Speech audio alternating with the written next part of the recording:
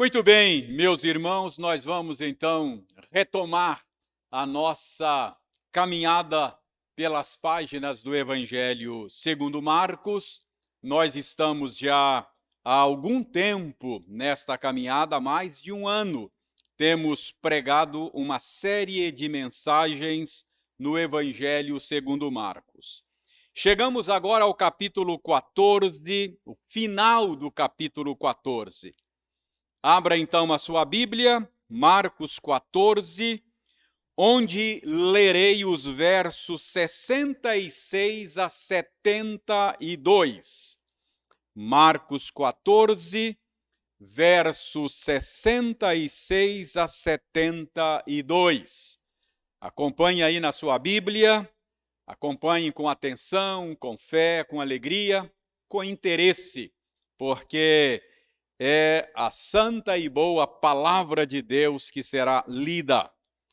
Marcos 14, 66 a 72 diz o seguinte: Estando Pedro embaixo no pátio, veio uma das criadas do sumo sacerdote e, vendo a Pedro que se aquentava, fixou-o e disse: Tu também estavas com Jesus, o Nazareno. Mas ele o negou, dizendo: Não o conheço, não compreendo o que dizes.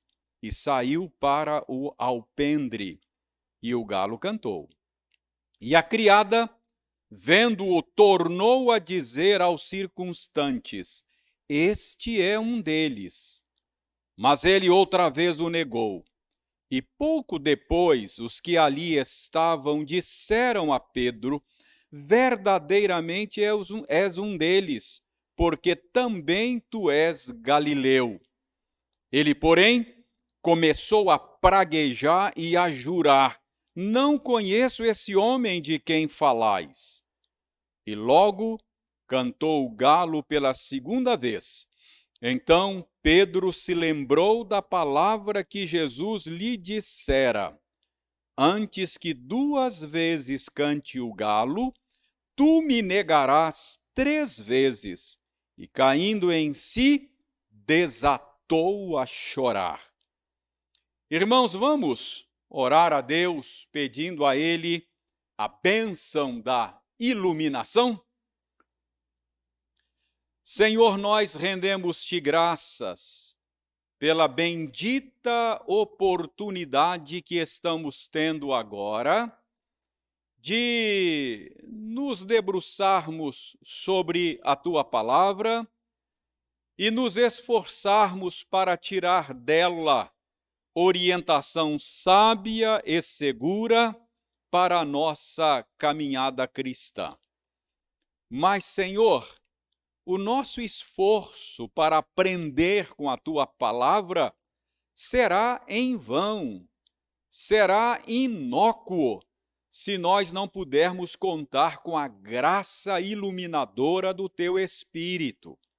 Por isso nós te pedimos: ilumina-nos, desvenda os nossos olhos, abra os nossos ouvidos, prepare o nosso coração, para que a tua palavra seja viva e eficaz, para que ela seja transformadora em cada um de nós que a ouvimos nesse instante.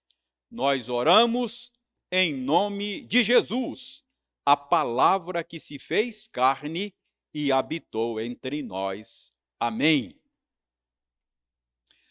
Muito bem, meus irmãos, no último sermão desta série de Marcos, nós focalizamos o interrogatório de Jesus. Agora, no texto que acabamos de ler, Marcos nos conta o que estava acontecendo no pátio da casa do sumo sacerdote, enquanto o Senhor Jesus era interrogado no interior da casa. Enquanto o interrogatório acontecia dentro da casa do sumo sacerdote, Marcos diz que haviam pessoas no pátio. O evangelista João, que narrou também estes fatos, ele diz que as pessoas que estavam no pátio eram um grupo de soldados e um grupo de serviçais lá da casa do sumo sacerdote. Isso está registrado no capítulo 18 do Evangelho de João. E Marcos diz que no meio dessa gente que estava lá no pátio, soldados e serviçais, se encontrava Pedro.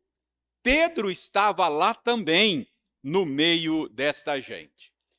E a pergunta que a gente faz é: como é que Pedro foi parar lá? Como é que Pedro conseguiu acesso ao pátio interior da casa do sumo sacerdote? Irmãos, João nos diz que quando Jesus foi levado preso, Pedro, na companhia de um outro discípulo, seguiam Jesus de longe. João não identifica quem era este outro discípulo, mas ele diz que este outro discípulo que estava na companhia de Pedro era conhecido do sumo sacerdote. E ele, então, facilitou a entrada de Pedro no pátio interior da casa do sumo sacerdote. João diz que este outro discípulo, que era conhecido do sumo sacerdote, conversou com a encarregada da porta para que permitisse o acesso de Pedro ao interior do pátio. Alguns estudiosos acham que este outro discípulo de quem João fala era o próprio evangelista João. Mas há alguma controvérsia.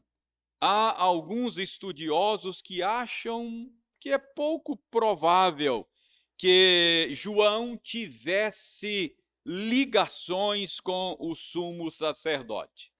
Estes que discordam de que era João, esse discípulo desconhecido que estava junto com Pedro, acham que tratava-se de um discípulo desconhecido que vivia em Jerusalém.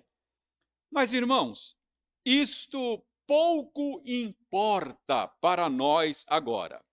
O que importa é que Pedro teve acesso ao pátio da casa do sumo sacerdote e estava lá entre os guardas, e estava lá entre os serviçais, enquanto Jesus estava sendo interrogado no interior da casa. E Marcos diz, está aí no verso 67, pode verificar na sua Bíblia, Marcos diz que uma serva do sumo sacerdote reconheceu a Pedro e disse a ele: tu estavas com Jesus, o Nazareno. E no verso 68, Marcos nos informa que Pedro negou peremptoriamente, dizendo: não o conheço, nem compreendo o que dizes. Em outras palavras, eu nem sei quem é este Nazareno. Aliás, moça, eu não sei do que você está falando. E o verso 68 diz que Pedro negou e tratou-se de se retirar. Saiu e foi para o alpendre. Marcos nos diz que no alpendre, a criada, vendo Pedro novamente, comentou com algumas pessoas que lá estavam e disseram: olha, este é um deles. Pedro certamente ouvindo o comentário, diz Marcos, negou a Jesus pela segunda vez. E pouco depois, diz a narrativa de Marcos, pessoas que estavam por ali disseram a Pedro: verdadeiramente és um deles, porque também tu és galileu. Talvez, quem sabe, eles tenham reconhecido o sotaque de Pedro. Talvez eles tenham dito: rapaz, o seu sotaque é de gente do norte. Você é do norte, você é da Galileia. Acho que você é parte do grupo do Nazareno. Irmãos, Marcos diz que Pedro começou a praguejar. Deve ter falado um palavrão, aquele tipo de coisa que você não deve falar de jeito nenhum, muito menos perto das crianças. E Marcos diz que Pedro não apenas praguejou, mas ele jurou. Talvez tenha evocado uma maldição sobre si. E ele disse: não conheço esse homem de quem vocês estão falando. Irmãos, Marcos diz também que o galo cantou, conforme Jesus havia previsto. E Pedro, diz Marcos, lembrando-se do que Jesus havia dito a ele sobre esses acontecimentos antecipadamente, Jesus disse a ele que haveria de acontecer, Pedro caiu em si e desatou a chorar. Esses são os fatos, esses são os episódios ocorridos no pátio enquanto Jesus era interrogado no interior da casa. Irmãos, a pergunta é: o que nós podemos aprender com estes fatos? O que este episódio ocorrido no pátio da casa do sumo sacerdote pode ensinar para nós? Então eu diria que estes acontecimentos do pátio naquela noite em que Jesus era interrogado podem ensinar para nós pelo menos 3 lições. Em primeiro lugar, lembre-se de que Jesus previu estes acontecimentos. Jesus previu que Pedro o negaria. Jesus disse a Pedro que isto haveria de acontecer. Jesus, inclusive, disse que orou por Pedro. Mas, mesmo assim, estava lá Jesus sendo interrogado, seria condenado, pregado na cruz e morreria no lugar de Pedro. Irmãos, isto nos ensina que Jesus não morreu por gente perfeita. Isso nos ensina que Jesus não morreu por gente corajosa. Isso nos ensina que Jesus não morreu por gente ousada. Ele sabia que Pedro o negaria e, apesar disto, se entregou para morrer no lugar de Pedro. A lição é óbvia, é clara, é transparente. Jesus morreu por gente pecadora, por gente imperfeita, por gente medrosa, por gente covarde, como Pedro, como você e como eu. Então, irmãos, a primeira lição que nós aprendemos aqui é que o Senhor Jesus não nos amou por algo bom que ele tivesse visto em nós. O que ele viu em Pedro foi covardia. O que ele viu em Pedro foi traição. E apesar disto, ele o amou e se entregou por ele. Então, nós aprendemos aqui que o Senhor não nos amou porque ele tenha visto algo bom em nós. Ele nos amou apesar daquilo que viu em nós.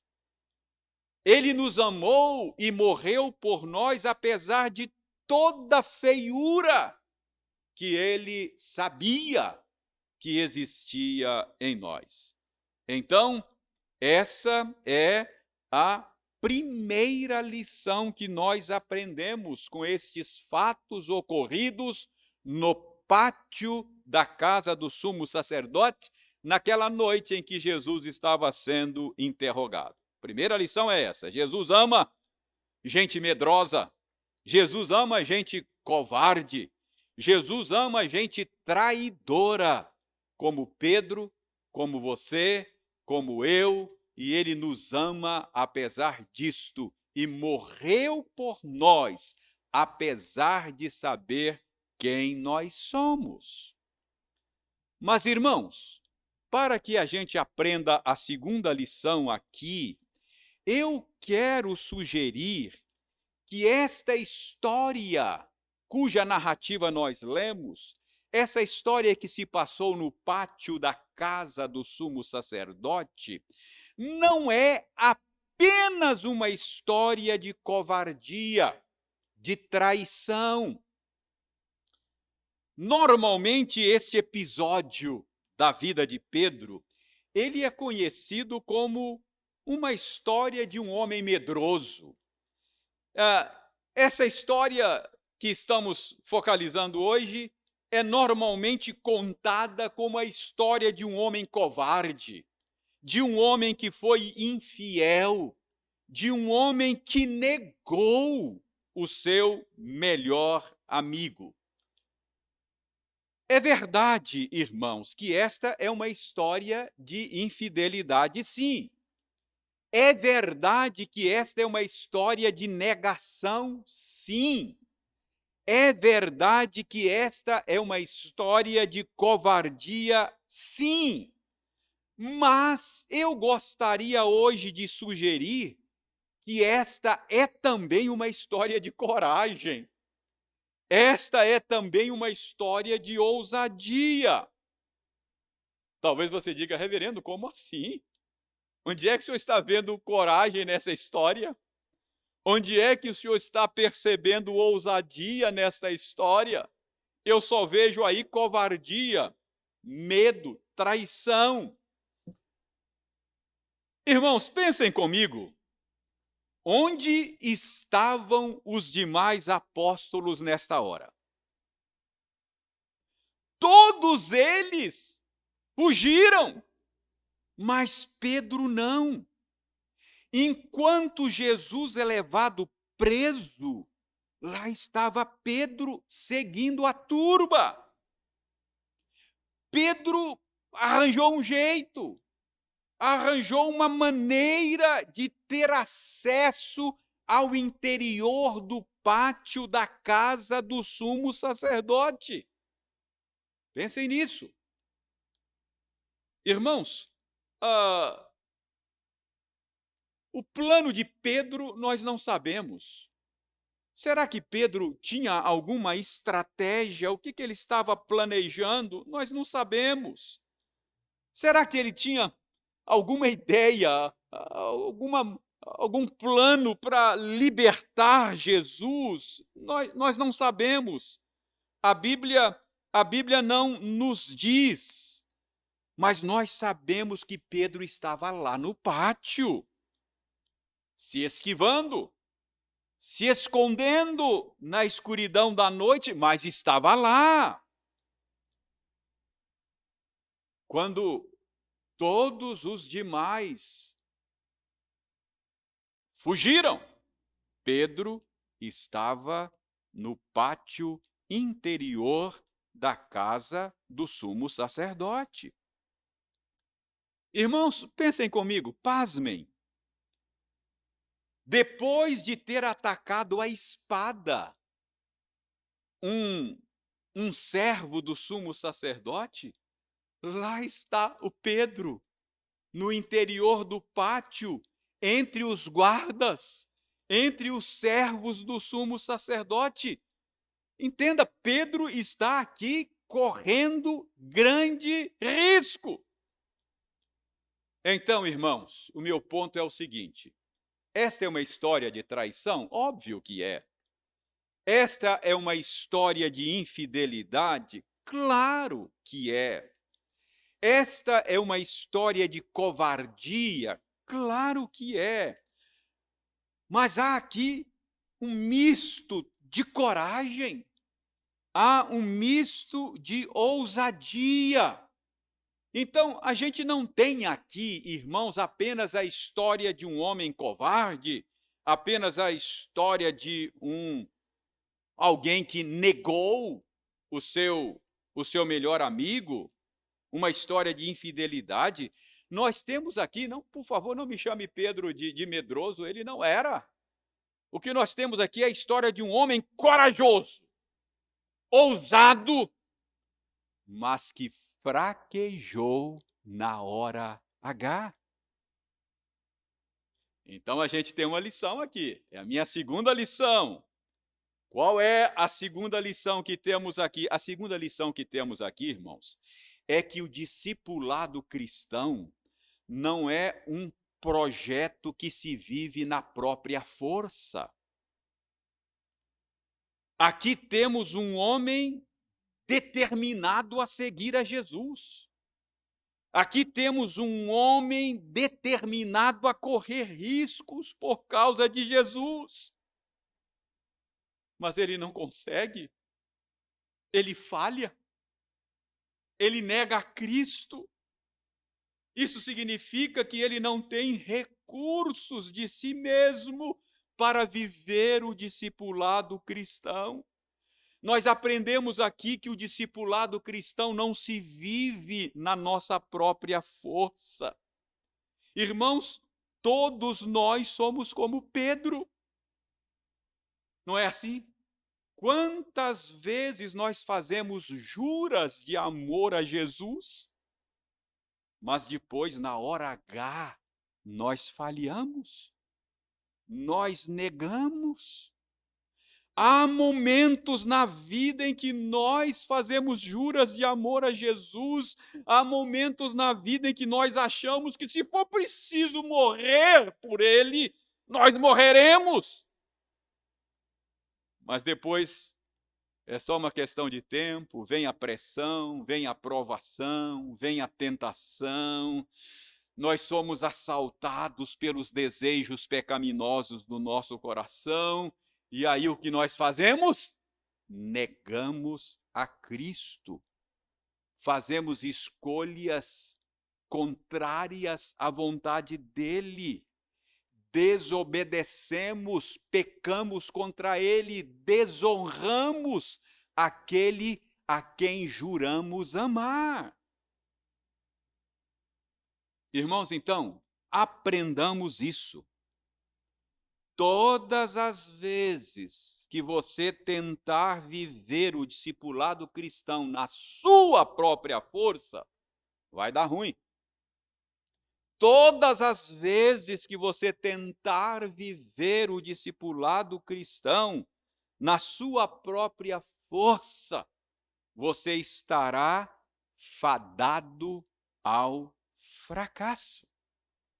Então, essa é a segunda lição.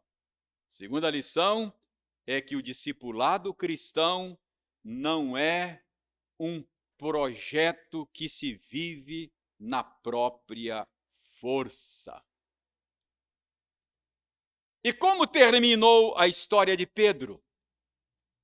O Evangelho de João nos ajuda. João diz que Pedro, depois que Jesus foi crucificado, voltou à velha profissão de pescador. E João diz também que agora Ganhando a vida como pescador novamente, Pedro teve uma noite de insucesso na pescaria juntamente com o seu grupo. E do barco, Pedro e seus amigos veem um homem lá na praia. Era Jesus, mas a princípio eles não o reconheceram. Era o Cristo ressuscitado, mas ele não foi reconhecido por Pedro e seus amigos. E sem ser reconhecido por eles, Jesus perguntou: filhos, tendes aí alguma coisa para comer? Está lá no Evangelho de João, essas informações. E eles disseram: não, a noite não está para peixe. A noite foi um fracasso total, não pescamos um peixe sequer. Jesus, então, lá da praia, sem ser reconhecido ainda, disse a eles: lançai a rede à direita do barco e achareis. Irmãos, eu fico imaginando que esta ordem de Jesus deve ter soado estranha aos ouvidos daqueles pescadores experientes. Afinal de contas, eles eram profissionais da pesca, conheciam o mar de Tiberíades como ninguém. Quem é esse estranho aí na praia que acha que entende melhor do que nós do nosso ofício de pesca? Mas João diz que eles fizeram como Jesus ordenara. E, de maneira surpreendente, a quantidade de peixes apanhados era tal que eles mal podiam puxar as redes. Aqui nós podemos ver Pedro aprendendo a viver na dependência de Jesus. Pedro, depois daquela noite de insucesso, e agora vê o sucesso debaixo da ordem poderosa de Jesus na pescaria, ele está aprendendo que sem Jesus, toda a sua habilidade, toda a sua destreza, todo o seu conhecimento como pescador não é nada. E nesse momento da pesca milagrosa, de alguma maneira, Jesus é reconhecido. Alguém diz: Pedro é o Senhor. João diz que Pedro se lança ao mar e vai ao encontro de Jesus. E ao chegar na praia, João diz que viram ali umas brasas, em cima havia peixes e havia também pão, e Jesus os convida a comer. Vinde e comei, disse Jesus. E eles foram servidos pelo próprio Senhor Jesus. Irmãos, todos estes fatos posteriores da vida de Pedro são muito significativos. O que nós temos aqui nessa pesca a respeito da qual estamos falando agora é Pedro, o pescador perito, o pescador autossuficiente, mas que havia se esforçado inutilmente a noite toda e agora está ali na praia comendo das mãos de Jesus o pão que ele não amassou, que ele não assou, e o peixe que ele não pescou. Irmãos, qual é o significado de tudo isso? O que nós temos aqui é o Pedro autossuficiente, é o Pedro autoconfiante, é o Pedro que achava que poderia viver o discipulado cristão na sua própria força, sendo confrontado com a sua ineficiência, sendo confrontado com a sua ineficácia. Então, irmãos, Pedro está aprendendo com Jesus a depender dele. E João diz que ali, enquanto comiam na praia, Jesus faz perguntas a Pedro. Pergunta por 3 vezes: Simão, filho de João, amas-me mais do que estes outros? 3 vezes Jesus perguntou a Pedro. Irmãos, inevitavelmente, essa tríplice repetição da pergunta certamente traz à memória de Pedro a tríplice negação lá no pátio da casa do sumo sacerdote. Talvez seja por isso que João diz que Pedro se entristeceu quando Jesus perguntou pela 3ª vez: Pedro, tu me amas? Irmãos, o fato é que o Pedro, que tinha feito juras de amor a Jesus, do alto da sua prepotência, do alto da sua autoconfiança, e depois falhou, agora tem a oportunidade de declarar o seu amor a Cristo, humilhado, sabendo que ele só amava a Cristo, porque Cristo o amou primeiro. E se você continuar seguindo o fio da história de Pedro, você verá que o Pedro que antes negara a Cristo diante de uma criada lá no pátio da casa do sumo sacerdote, agora, na força que o Senhor supre, no poder do Espírito Santo, tem coragem de confessar a Cristo diante das autoridades. O Pedro que antes se acovardava, agora constrangido pelo amor de Cristo, ele sofre até prisões e açoites por causa do Senhor. Certamente você conhece a narrativa do livro dos Atos dos Apóstolos. Vá lá, leia o livro dos Atos dos Apóstolos, capítulo 3, capítulo 4, capítulo 5, e você vai ver o Pedro que antes se acovardava, porque confiava no seu próprio poder, agora debaixo do poder do Espírito Santo, de maneira corajosa, ousada, confessando a Cristo diante das autoridades.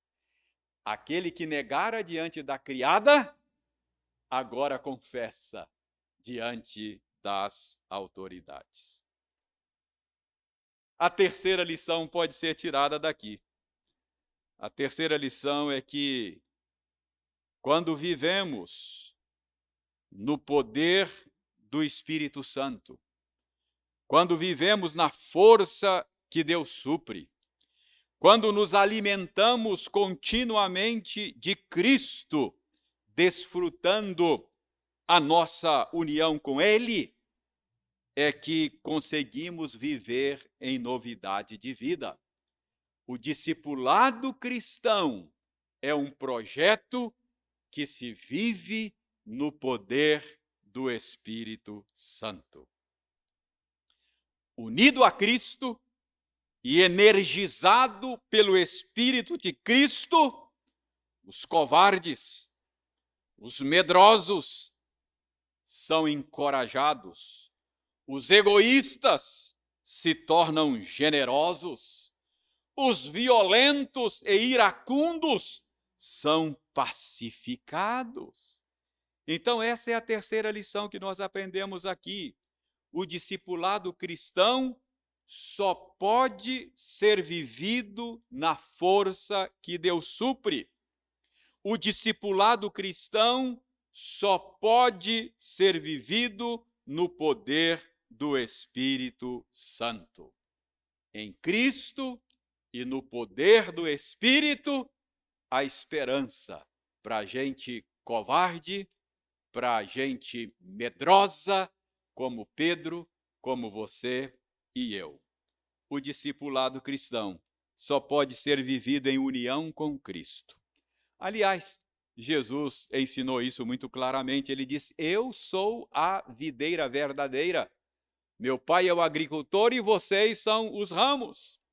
Assim como o ramo não sobrevive, assim como o ramo não frutifica sem estar conectado à videira, assim também nós não podemos viver a vida cristã, não podemos produzir nenhum fruto se não estivermos conectados e nos nutrindo de Jesus Cristo.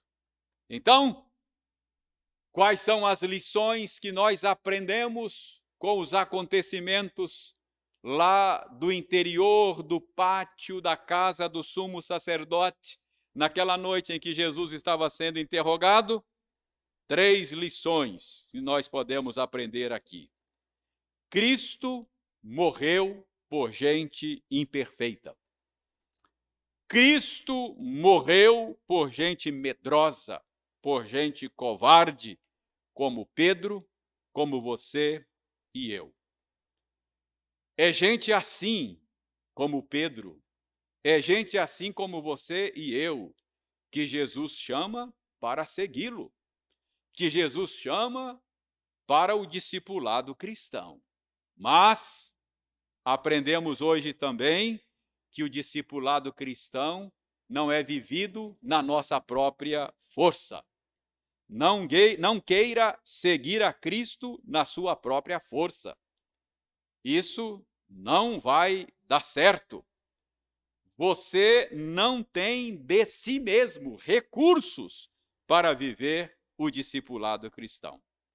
Não se vive a vida cristã na própria força. Mas aprendemos uma terceira lição. A vida cristã, o discipulado cristão é vivido no poder do Espírito Santo. Irmãos, o segredo da vida cristã, o segredo do discipulado cristão não é esforçar-se mais. Qual é o segredo do discipulado cristão? É permanecer em Cristo. É permanecer na palavra de Cristo. É alimentar-se de Cristo. Para viver em novidade de vida, você precisa ser zeloso quanto ao uso dos meios de graça. Para você viver em novidade de vida, você precisa levar a sério a sua vida de estudo, de meditação na Escritura. Essa é a maneira de permanecer em Cristo. Para você viver a vida cristã, viver em novidade de vida, você precisa levar a sério a sua vida de oração, irmão. Não é uma questão de se esforçar mais. É permanecer em Cristo. É não negligenciar os meios de graça. Alimente-se de Cristo também por meio dos sacramentos. É assim que se permanece em Cristo. E não se afaste da comunidade cristã. Estes são os meios escolhidos pelo próprio Deus para comunicar a você a graça de que você precisa para viver a vida cristã, para viver o discipulado cristão, para viver em novidade de vida. Então, aprendamos estas lições. Cristo morreu por gente covarde e por gente medrosa. A vida cristã não é vivida na nossa própria força. A vida cristã é vivida na força que Deus supre e no poder do Espírito. Que Deus nos ajude a compreender essas verdades, abraçá-las, agasalhá-las no nosso coração, a fim de que possamos viver em novidade de vida, para a nossa própria felicidade, mas, sobretudo, para a glória do Senhor. Amém. Que Ele nos abençoe. Vamos orar. Senhor, nós damos-te graças pela instrução que acabamos de receber. Muito obrigado, porque aprendemos que a esperança para gente covarde, medrosa, infiel, é gente assim que Jesus amou. É por gente assim que ele morreu. Muito obrigado, porque aprendemos que o discipulado cristão não é vivido na nossa própria força. Nós não temos de nós mesmos os recursos necessários para viver em novidade de vida. Nós precisamos de Jesus a cada minuto, momento a momento, segundo a segundo. Precisamos derivar dele a força, o poder, os recursos de que necessitamos para vivermos a vida cristã. Obrigado pelos meios que o Senhor nos deixou para que nós pudéssemos ter acesso à graça do Senhor. Que nós não sejamos negligentes quanto ao uso desses meios, que possamos usá-los com zelo, com dedicação e deles receber a graça para vivermos em novidade de vida. Dá-nos, ó Senhor Deus, a bênção de vivermos de maneira adequada a vida cristã, porque assim seremos bem-aventurados e o nome do Senhor será glorificado por meio da nossa vida. Nós oramos agradecidos em nome de Jesus. Amém. Muito bem, meus irmãos, chegamos ao final, então, desse nosso encontro à distância, virtual. E foi muito bom poder, mais uma vez, aprender com a boa palavra do Senhor. Agradecemos a atenção de todos e desejamos a todos uma excelente semana. Que Deus nos abençoe a todos. Até a próxima, se Deus quiser.